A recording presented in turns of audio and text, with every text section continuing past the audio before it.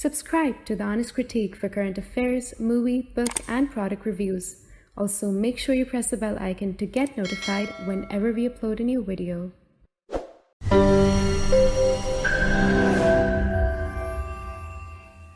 The views, information, or opinions expressed during the video series are solely those of the individuals and do not necessarily represent those of The Honest Critique and its employees. The following video contains strong language which may be offensive to some viewers. Viewer discretion advised.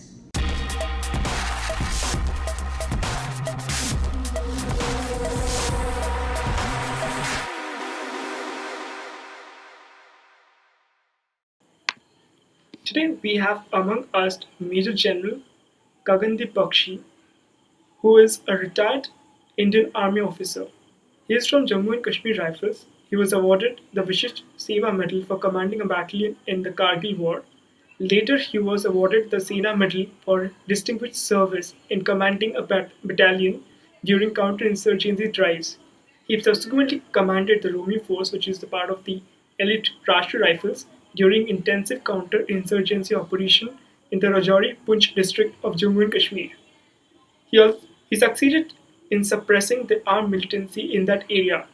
He also served 2 tenures as the Directorate General of Military Operation and was the first Brigadier General Staff at Headquarters Northern Command, where he dealt with information warfare and psychological operation. He has written about 35 books and holds a PhD in strategic studies. Firstly, thank you so much, sir, for your service. We probably wouldn't have this wonderful discussion today if not for our brave security forces. I'll go with the first question. In the recent episode that has been revolving around China, we have heard so many misconceptions and self-contradictory stories about the whole episode that took place in the Galwan Valley and the Pangong Tso Lake region. What happened in the Pangong Lake in Ladakh, Galwan River Valley, and hot springs near Kongka Pass, and why is it different than the other intrusions in the past, which what we have faced with regards to China?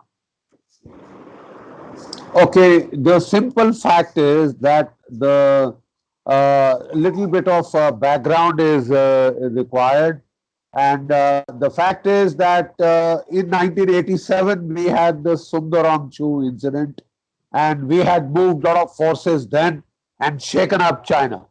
So next year, Rajiv Gandhi had gone to Beijing and met Deng Xiaoping, the then supreme, the president and chairman of China. Now, at that stage, both the countries had decided to, resolve their issues peacefully, because they both needed a period of peace and quiet for their economic consolidation. The simple fact is that at that time, India's GDP was almost the same, as also our defense expenditure was $28 billion a year. China's was $32 billion a year. So India and China were at level. And when they were equal, they both wanted peace for a period of their economic development, their economic progress. So they both decided to go in for a period of peace. And that is how the Peace and Tranquility Accords of 1993, 1996, subsequently 2005 and 2015 were signed. Now, as per these peace accords, no firing was to be done, no firearms were to be used 2 kilometers either side of the line of actual control, right? So that is how peace held on this border for 53 years. That means the last time we had major firing incident here was in 1967 at Nathula, where the Chinese had gotten a bloody nose. Please don't forget that. The Chinese had gotten a severe bloody nose at Nathula. About 80 of our boys were killed, but they had lost about 600-700. Some estimates even talk of 800 Chinese soldiers killed because of our medium artillery guns, which had hit as far back as Yatung. So the simple fact is that we have to be very, very circumspect and realize the paradigm shift that has happened this year. Therein afterwards, China started becoming stronger and stronger. Today's China's GDP is 5 times India's, and China's defense expenditure is 4 times India's. And you find China is once again acting very, very aggressive. China's GDP today is about $12.5 trillion. China's GDP today is $12.5 trillion a year. India is $2.5 trillion a year. So it is 5 times. China's GDP is gone 5 times. China's defense expenditure is about $250 billion a year, and ours is $72 billion a year. So it is 4 times our defense expenditure. And that is why you are seeing China has been getting increasingly aggressive. Now, every year it used to stage one particular incident somewhere or the other on the line of actual control in the areas where the delineation of that line is a question mark. You know, we have a different perception, they have a different perception. As a result, there is a no man's land. We patrol up to our perception, they come up to their perception. Now, the simple fact is that this year there was a major difference. In 2013, he had come in at, Chumar, 2014 at Depsang, 2017 at Doklam. And this year, like I said, he has come not at 1 point. He has come at 5 points in Ladakh and 1 point in North Sikkim, Nakula. In Ladakh, he has come at starting from the north, Daulat Beg Oldi, then Depsang, then Hot Springs, then the Galwan River Valley, and then coming on to, and then coming on to the Pangong So 8 Fingers area. Now, this year, as you are all aware that, China has started, the global pandemic of Corona has started from China, right? And there are speculations that this is not a natural epidemic. It has deliberately been created, genetically modified and manufactured in the Wuhan Institute of Virology. And whether it leaked from there accidentally or was deliberately leaked as part of a biological warfare program, time alone will tell. But there is strong speculation that that has happened. And if, whether by accident or by design, the virus had leaked out from there, China should have, been very apologetic. China should have shown contrition and, tried to make up to the world. But the fact of the matter is that China, instead of showing any contrition, showing any apology, on the contrary, it has become aggressive with the whole world. On its entire periphery, it has started becoming aggressive. It started becoming aggressive in January this year. December, Corona started. January this year, it started acting very aggressive against Taiwan, started, doing a lot of military exercises designed to frighten Taiwan. And then it started exercises in the South China Sea against Malaysia, against Vietnam. It sank a Vietnamese fishing boat against Indonesia and the Philippines. In East China Sea, it started misbehaving with Japan. And as a result of this, the United States was quite upset and it sent forward 4 aircraft carrier battle groups to the Indo-Pacific. 2 of them are operating against the South China Sea, right? And then in the month of April, May this year, China has 2 divisions has about 8 divisions in Xinjiang. Out of them, 2 divisions, the 6th Mechanized Division and the 4th Highland Motorized Infantry Division, came 1,000 kilometers down opposite eastern Ladakh and started posturing against eastern Ladakh. They started posing a direct threat. They came to our borders and started posing a direct threat to the Darbuk, Shyok, Daulat Beg Oldi road, which India has built at the cost of crores of rupees. Crores of rupees. We can't afford to let China just come and cut this road.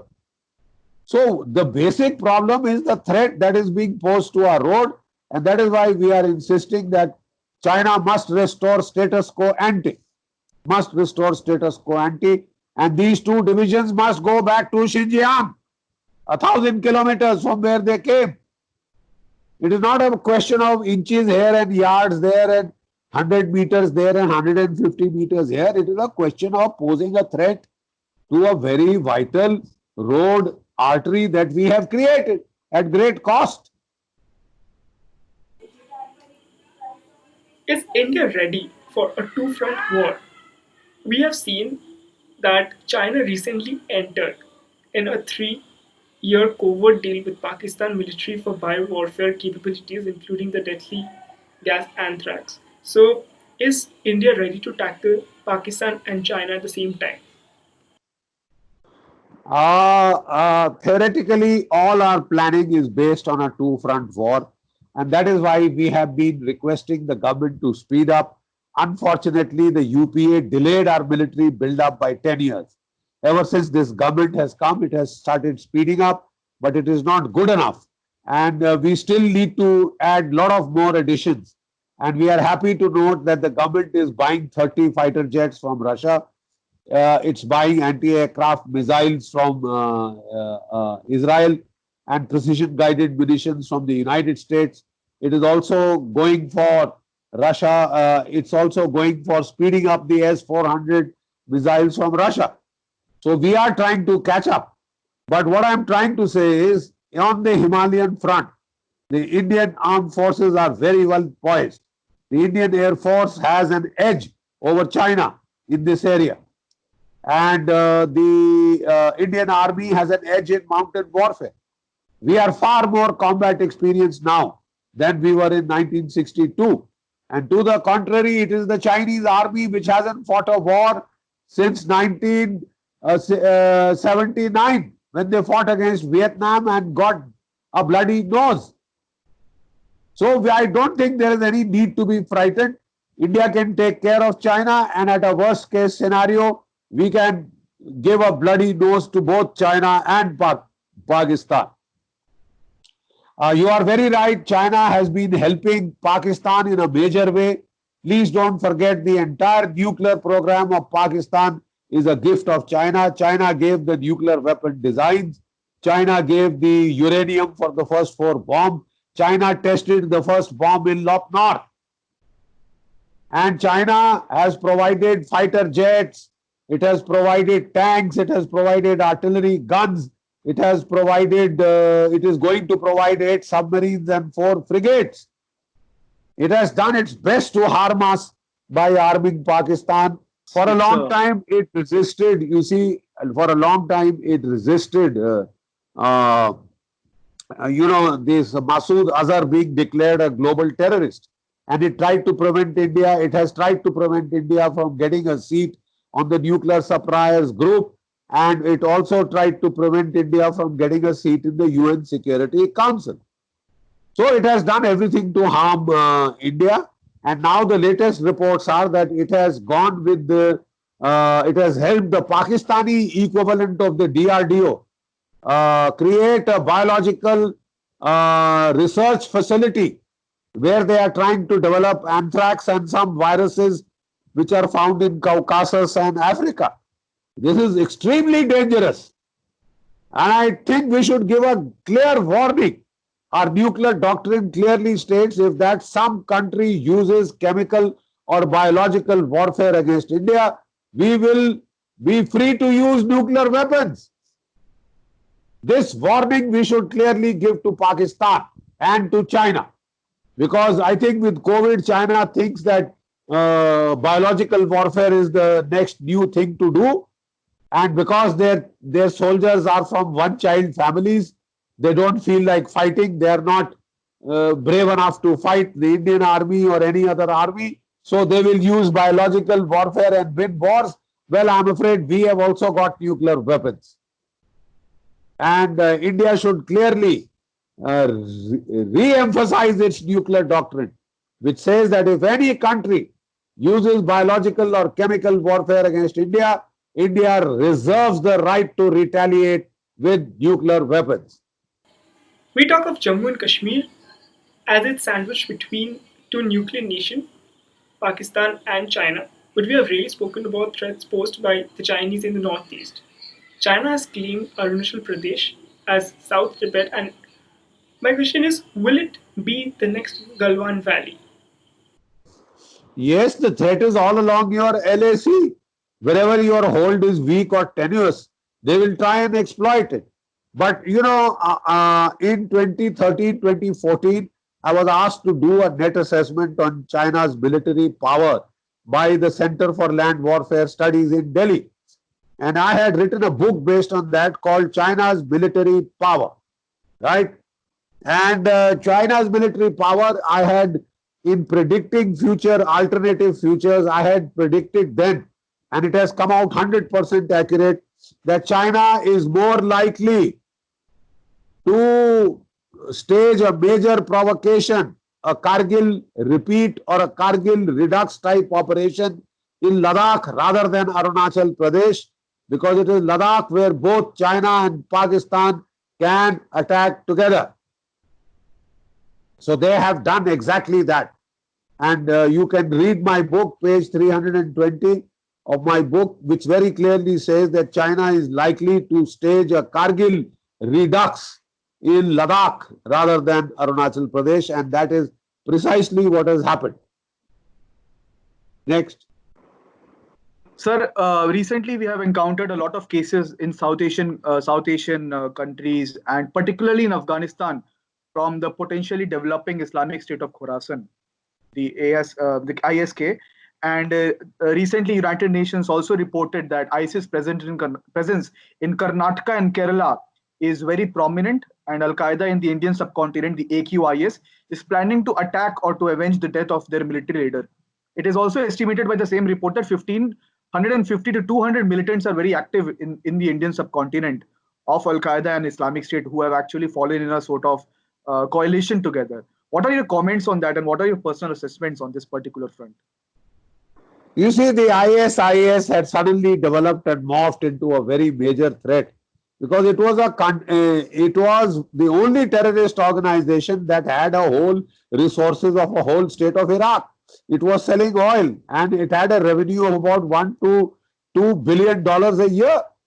And they've used that to have a great presence on the net. Very, very specific propaganda presence on the net. And they started doing what is called self-radicalization of the youth. And all over the world, it had a global presence. The nations of the world reacted very hard against this state because it was a nascent state. It was spread over parts of Syria and Iraq. And to that extent, it was posing a serious threat. But because it was trying to hold territory, it lent itself to destruction in detail, and the United States and Russia put in a lot of military resources to destroy these people there in Iraq and Syria. They have virtually been destroyed physically, but their presence has spread all over the globe.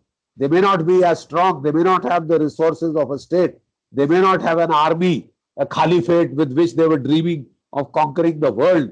I mean, it was stupid. They just got carried away by their own fairy tales.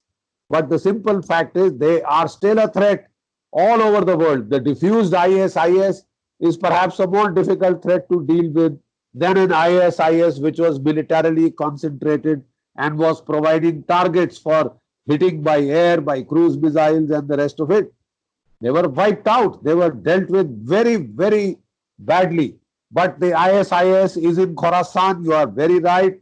They are dreaming of Ghazwa-e-Hind, the final battle for the conquest of India, which they had failed to do via Afghanistan in the 7th century. Don't forget, the Hindu Rajas of Afghanistan had beaten them.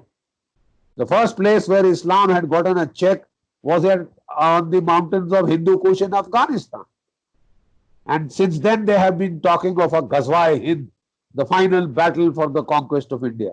And then, of course, they did it through Sindh. And then from the 12th century, 13th century onwards, they started coming again via Afghanistan, initially to loot and plunder. And then they all stayed on. They found India so weak, so divided, so open to invasion, and talking of all sorts of Shanti and Ahimsa, that they came year after year and then they stayed back to rule. So the ISIS is active in Kerala. In southern India, about 150 people had gone to fight with the ISIS in Iraq and Syria. Some have families that gone to Afghanistan. Now they are caught there, they are stuck there. But definitely the ISIS is operating in India, and we will have to be very careful. The threat may not be very severe right now, but it could change with time. So we have to keep it under surveillance, watch it very carefully, and dip it in the bud. Don't let it grow bigger. We talk of Jammu and Kashmir as it's sandwiched between two nuclear nations, Pakistan and China, but we have really spoken about threats posed by the Chinese in the northeast. China has claimed Arunachal Pradesh as South Tibet, and my question is, will it be the next Galwan Valley? Look, firstly, it is wrong to say that the militancy in Jammu and Kashmir is increasing. When I was serving there, there were 4,500 armed terrorists. I'm talking of the year 2000 to about 2005. I served in J&K continuously for 5 years. I did counter-terrorist operations.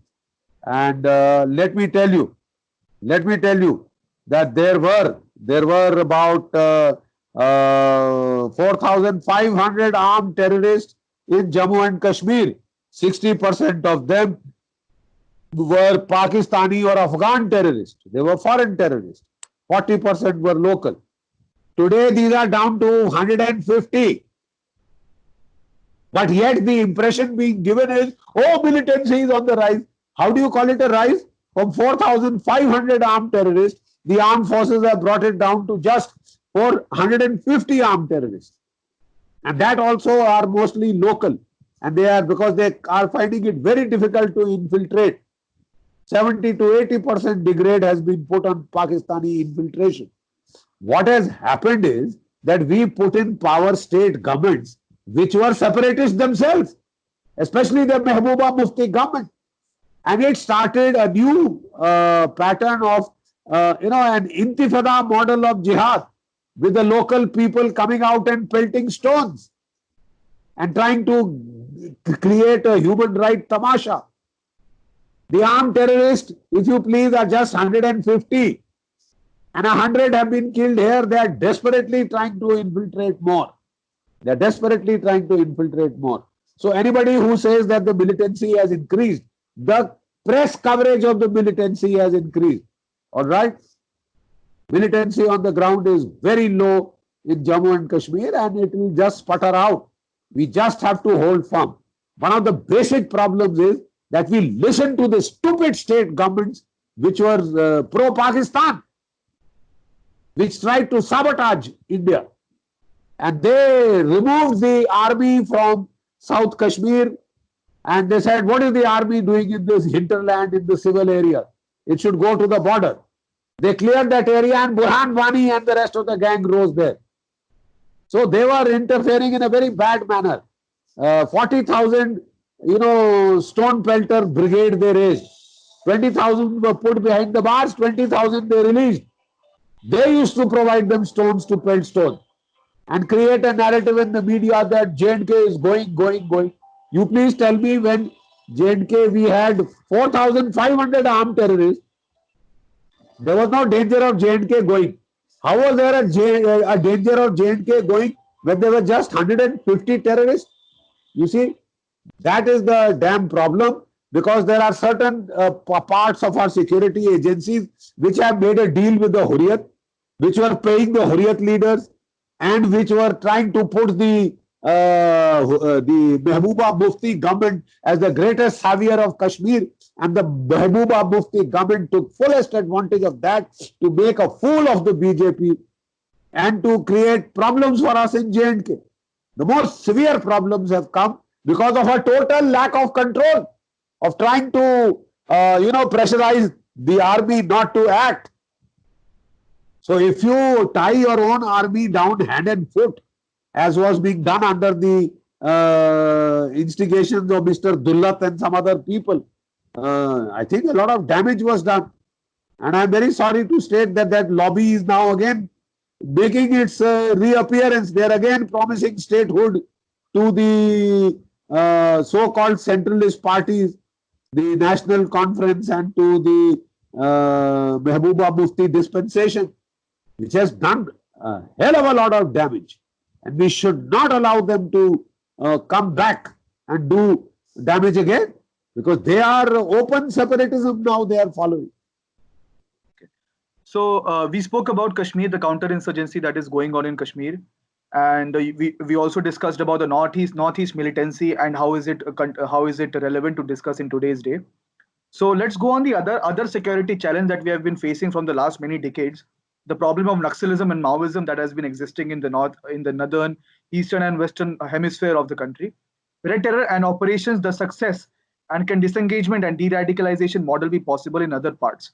In respect of the Operation Green Hunt in 2009 and Greyhound forces in Andhra Pradesh, what is the current status of the Red Terror and what does the future of this whole movement looks like? Look, I am unfortunately very pessimistic about our so-called claims of success in the Maoist areas.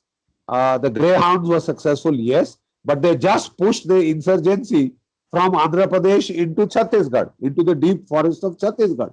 And I'm afraid we have not been able to get to the Abujmad area, the central jungle forested area, and there are about 2 to 3 dalams of 2 to 300 strong operating in that area. We have not been able to penetrate that. We have just marginalized them. We had pushed them into the jungles. But they are operating in the jungle, and every year they come out around March, April, and they kill 20, 30, 40, sometimes 75 CRPF boys or police people. They just ambush them. They are very capable of striking. It is my considered opinion that in that Abujmad forest area, you will have to use your army special forces or regular army troops to destroy. You please understand, to surround, encircle and destroy the Maoists who are operating there. They cannot be allowed to keep operating there inside the deep jungle. Even if we have to bomb them, even if we have to use air power, we must be ruthless. This treating them with kid gloves and allowing them to have dalams of 2 to 300 strong. Do you realize the enormity? I have not seen a group bigger than 7 to 8 in J&K. And sometimes in the Nagaland, Manipur, they come in a group of about 30, 40 maximum. But 2 to 300 people, where else can you see in India whole battalions operating? And this is very clever to say, oh, they are in the jungle, out of sight, out of mind. They come out once or twice a year and kill 30, 40, 50, take away all weapons and go. I mean, you can't accept that joke to continue on forever and ever, because we are just trying to congratulate ourselves and lull ourselves into this thing. We will have to hit that Abujmad core area, that so-called red zone which they have established. And that has to be finished, eliminated. That we have contained, and we will live with it for the next 50 years, 100 years, like we lived with the Northeast for 50 years plus. I mean, India is the only country that is taking this soft approach to terrorism and insurgency, tribal insurgency like this. You have served as the Brigadier General Staff at the Headquarter Northern Command India, where you dealt with information warfare and psychological operation. In this era of rampant misinformation, are we losing the information warfare to Pakistan?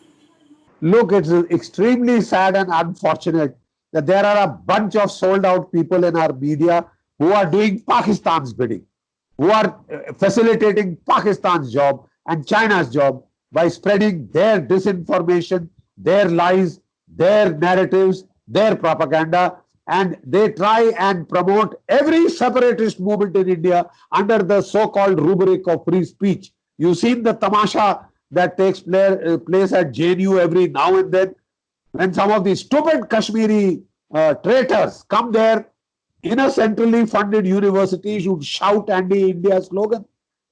And it's only now, after 4 or 5 years, that some action has been taken against just 2 individuals.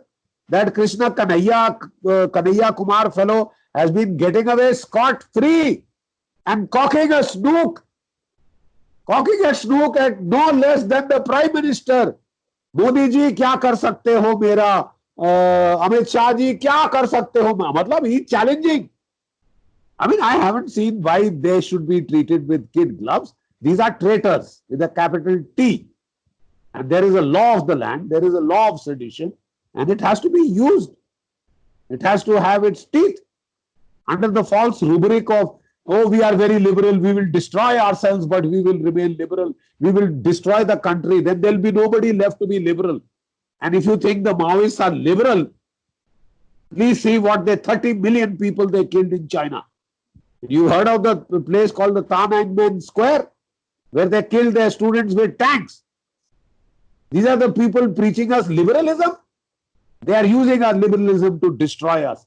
And we want to let them destroy us. I mean, that is utterly amazing. It is utterly amazing.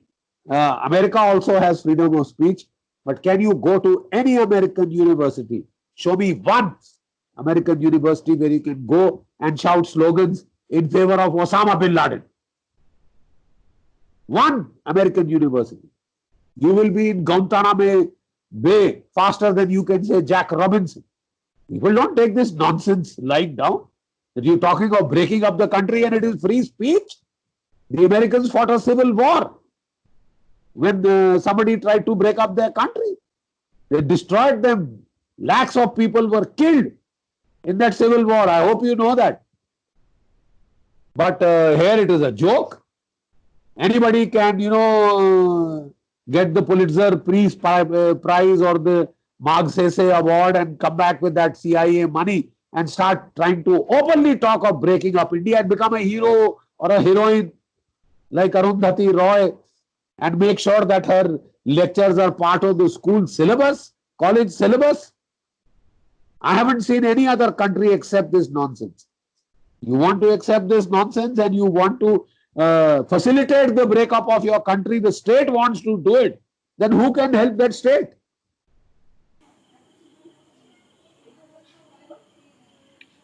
You have written around 35 books on military history.